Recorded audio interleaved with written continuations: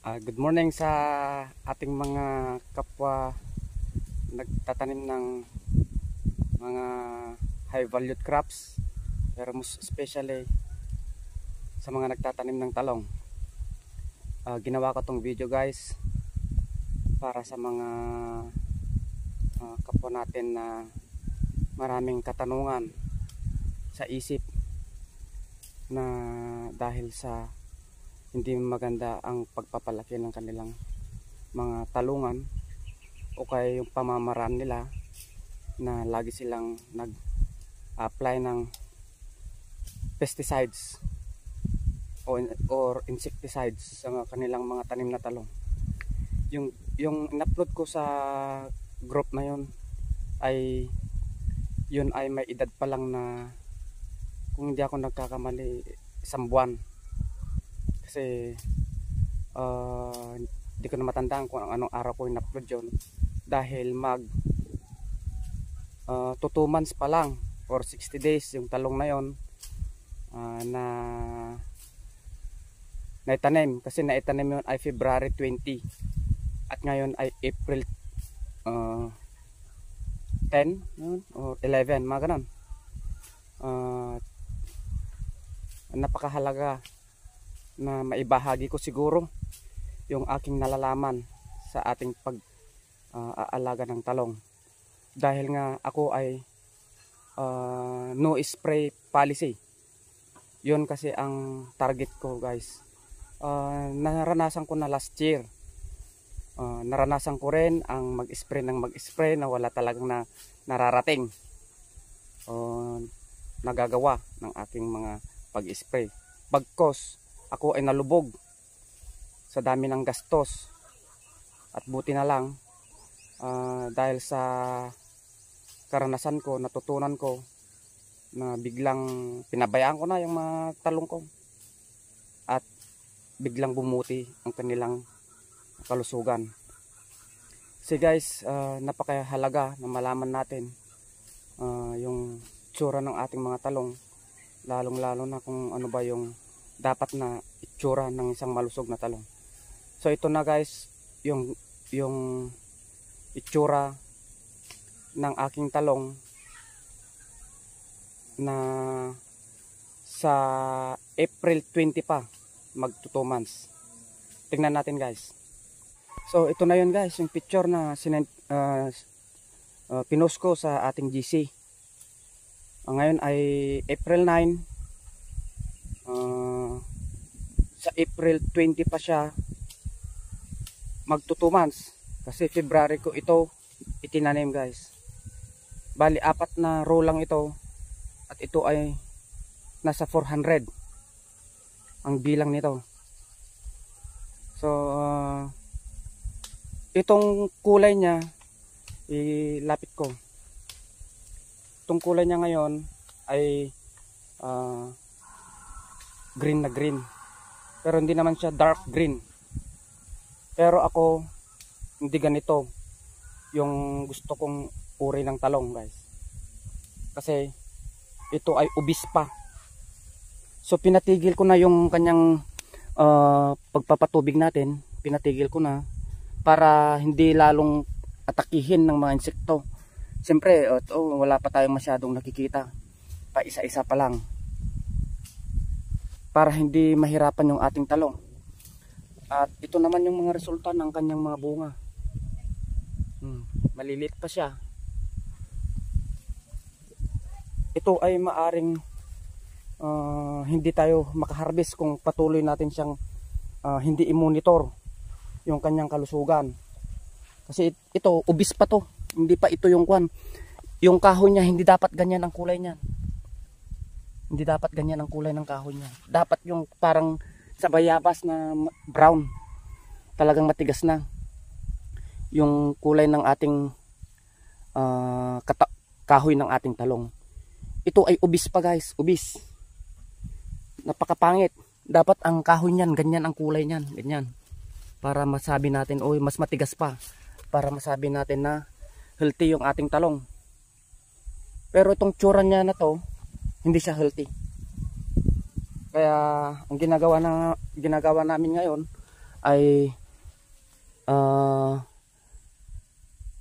pinapaharden natin para hindi na magtuloy yung kanyang katabaan. Kasi talagang aatakihin yan guys ng mga insekto kapag ganito ang itsura ng ating talong. Wala akong in-apply dito para maging ganun yung karami ng kanyang sanga. As in normal lang siyang lumaki. Ganyan. Normal lang siyang lumaki. Ito guys kasi kinain ng kambing yung tuktok niya. Kaya ganyan. Pero lahat naman sila talagang marami siyang sanga. Kaya 10 araw yung binigay kong palugit sa kanya para 10 araw para tumigas yung ating talong. Hindi ako nagagandahan dito guys. Kung kayo ay nagagandahan, ito ay hindi. Pangit ang itsura nito para sa akin. Kaya ginagawan ko ng paraan para magawa ko yung no spray policy ko. At kita nyo naman guys na marami siyang bulaklak. Na late lang tayo kasi alas 9 na ng umaga. Na late na tayo para makita pa natin yung mga bubuyog. Pero mayroon pang pa isa-isang gumagala o 2, 4 pa yata. Marami pa pala guys. Nandito pa yung mga bubuyog natin na silang magpupulinate sa mga bulaklak para maging bunga. Yung magtuloy na bunga yung ating mga talong. Dito naman guys, meron tayong nakita na isang na lanta na dahon. Hayaan lang natin siya. Yan na lang natin siya. O dito, napakatangkad na nila. Ubis pa ito guys. Hindi ito yung type natin na talong. Sana maintindihan nyo na yung sinasabi ko ay hindi yung kagandahan ng nakikita nyo lang. Kundi yung talagang lusog ng ating talong. Yung mas lighter sana yung kulay ng ating mga talong dito. Ito, napakarami niyang bunga. 2, 4, 6. Meron pa sa taas. Oh, tingnan mo yung mga tangkay niya, guys. Ang pangit. Hindi yan yung kailangan natin na tangkay. Meron tayong pupuntahan na parte. Yun ay na-harden ko na yon. At okay na siya. So guys, silipin natin saglit yung ilalim. Yan yung mga bunga niya.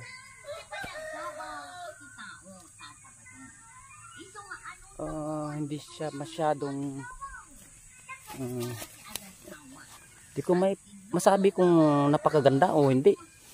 Kasi hindi naman kuan. Yan. Ilan ba yung bunga niya? Napakarami niyang bunga. Ayos naman. Pero hindi ito yung hinahanap ko na kulay ng ating tanim na talong. Guys. Hindi ganito dapat.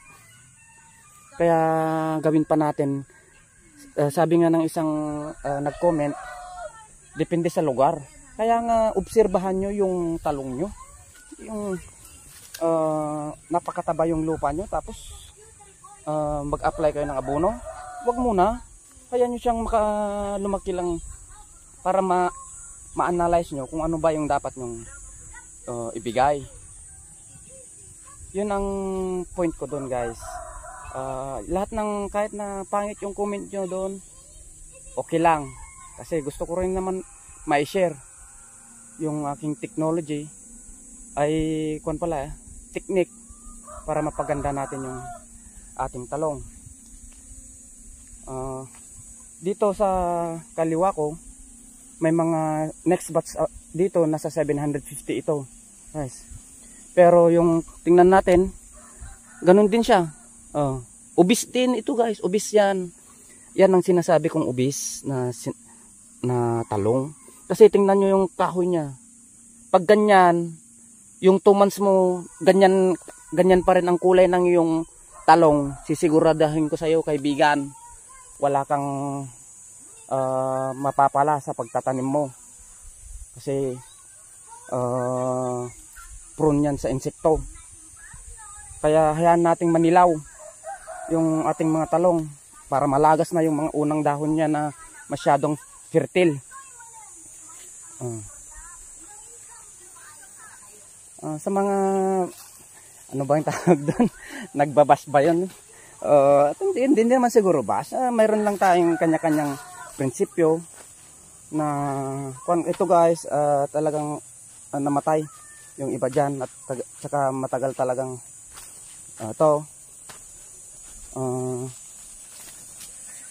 mga pa lang ito, mga 1 week interval nila doon.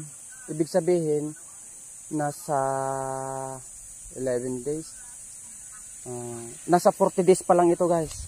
40 days. Tingnan nyo naman yung itsura nya, napakatangkad. Kung sa palagay nyo ay maganda yung itsura ng talong na to, maganda lang tingnan, pero kalaunan ito ay magiging problema rin natin to kapag pinagpatuloy natin na ganyan. Hayaan ko siyang ma-drought ng kahit na 14 days para mapanatili natin yung lusog ng ating talong. Kailangan makarating tayo sa point na nadidehydrate na sila at matigas na yung kanilang kahoy. So yun guys, puntahan natin yung sa kabila. At ito naman guys, kung nakikita nyo, ito yung parte na pinakauna kong talong. 3 row lang ito, ay 3 malts, at ito ay may bilang na around 250 mahigit, kasi 128 yung isang tray, yung bilang niya, at mahigit 2 tray yung nailagay natin dito. Kung makikita nyo yung picture sa taas, yan ay mag 1 month old pa lang siya dyan, at ganyan yung kanyang itsura, napakaitim ng kanyang dahon, at ubis na ubis yung kanyang itsura. Itong talong natin guys ay hindi pa totally na nakalusot na siya sa pagkaubis, dahil ganyan pa rin yung kanyang kahoy, pero ginagawa na natin ng paraan para hindi na natin siya maubis. Tingnan natin kung ano yung mga itsura niya. Yan guys, malinis na malinis yung kanyang calyx. Itong kahoy niya hindi na yung green na green, kasi naninilaw na siya, titigas na. At itong kahoy niya dito, ganyan katigas. Dapat yung mga kahoy natin hanggang dito sa may tuhod, ganyan yung mga kahoy niya. Meron na ring mga bunga kasi magto 2 months pa lang ito sa 13. Yan. Ito naman, makinis din naman yung kanyang calyx. At kahit papano, marami naman na siyang ibibigay na bunga. Pero hindi kagayang ng nasa taas na nauna nating video na talagang napakarami niyang binigay. Kaya ito, sa susunod na araw, matatagalan pa ya guys yung ating pagde-dehydrate. So kailangan nating hindi masyadong makatikim ng tubig ito para mapatigas niya na tuluyan niyang yung kanyang kahoy.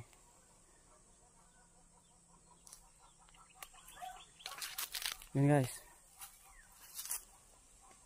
magkakaiba tayo ng location at magkakaiba tayo ng uri ng lupa.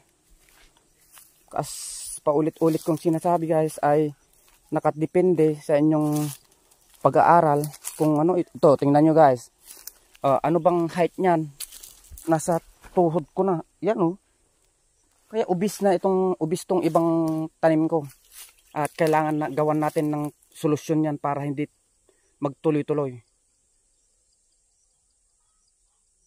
May mga bubuyog tayong nakikita, pangilan-ngilan, 3 lang yata yung nandito, pero yung nauna na napakarami palang bubuyog doon.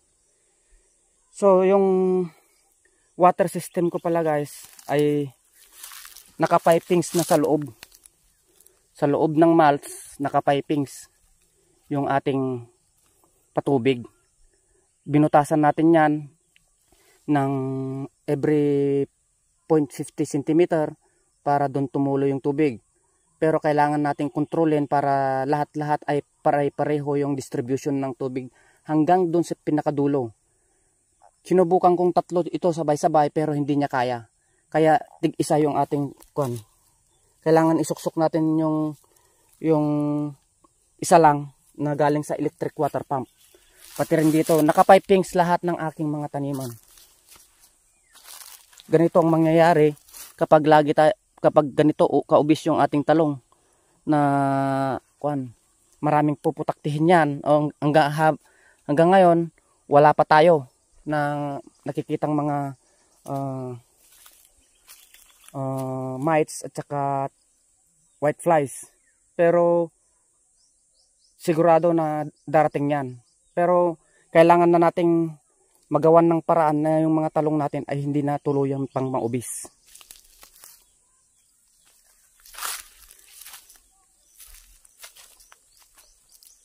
Napakahaba ng aking paliwanag, pero nasa sa atin kung sa paniniwala natin na yung kulay ng ating talong napakagandang tignan ng bata pa, pero yun pala ay isang magbibigay ng sakit ng inyong ulo. Kaya hinihintay na lang nito, pag mapatigas na natin yung kanyang katawan, ay pag nakatikim na ng ulan ito, kayang-kaya na niyang kanyang sarili. So kahit na ganun guys,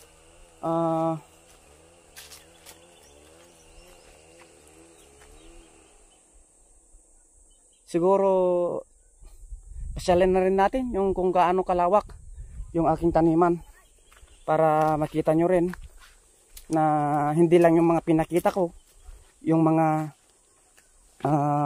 mayroon ako.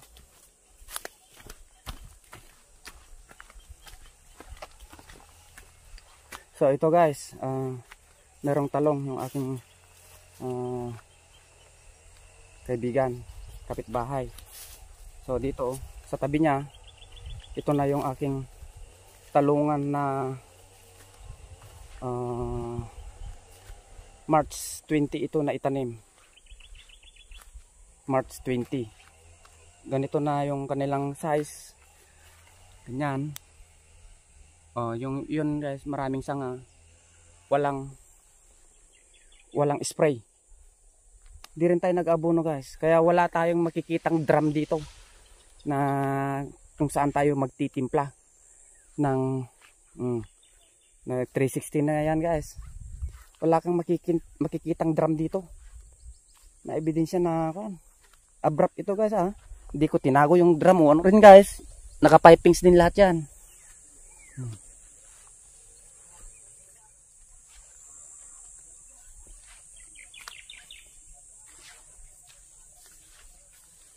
So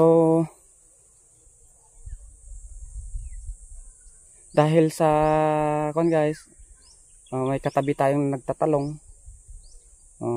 hindi natin maiwasan na lilipat yung ibang insekto dito. Pero zero spray pa rin ako guys. At yun ay tatayuan ko yung aking sinabi. Mahirap magsinungaling. Kapag sinabi ko na walang spray guys, walang spray. Ayaw ko.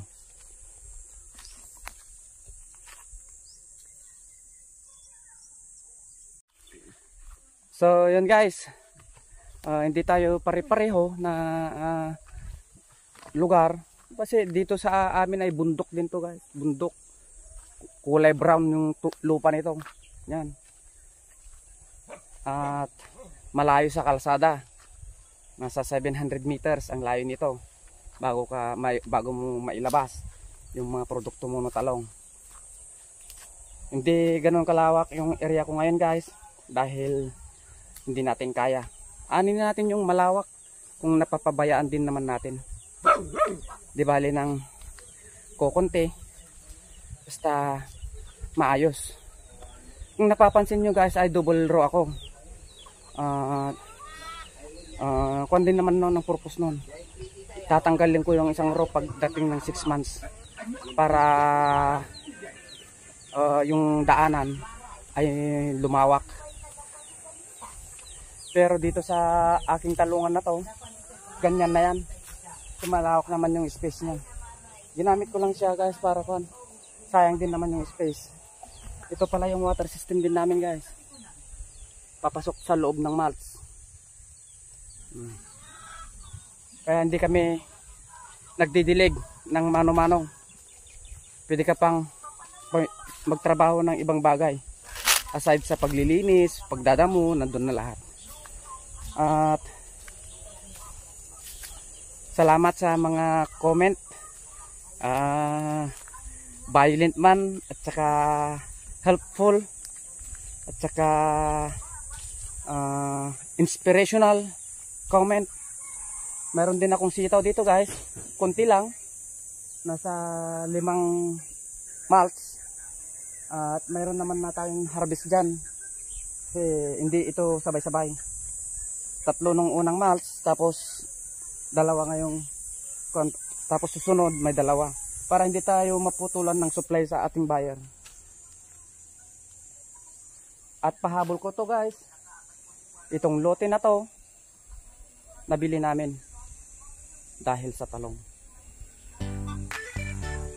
Salamat at magandang araw sa inyong lahat mga farmer. God bless. Saludo ako sa mga farmer kasi kung wala tayo, kung wala kayo, walang kakainin yung mga kababayan natin.